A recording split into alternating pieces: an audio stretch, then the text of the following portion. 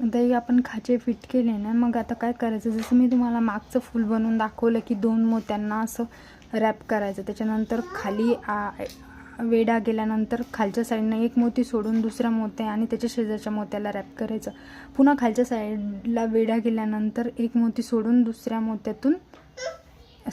मोत्यातून घेऊन असं रॅप करायचं. झालं.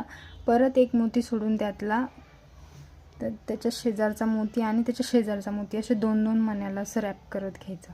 आता हे पूर्णपणे आपल्याला असं फिट करून घ्यायचं आहे, जेणेकरून हे अशा प्रकारे 1 मोती सोडायचा, त्याच्या शेजारचा मोती परत ॲड करायचा, 1 राऊंड मारायचा, खालच्या साईडला दिलं की ते 1 मोती सोडून त्याच्या शेजारच्या मोत्यासोबत परत 1 राऊंड मारून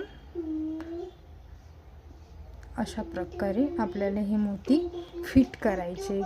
अशी हे बघा, अशा प्रकारे फूल तयार झालं आहे. मागच्या व्हिडिओमध्ये मी तुम्हाला डिटेल सांगितलं आहे फूल बनवण्याच्या व्हिडिओमध्ये, तरीही परत एकदा सांगितलं आहे, तर लक्षात राहू द्या. अशा प्रकारे आपल्याला हा एडी स्टोन किंवा कुंदन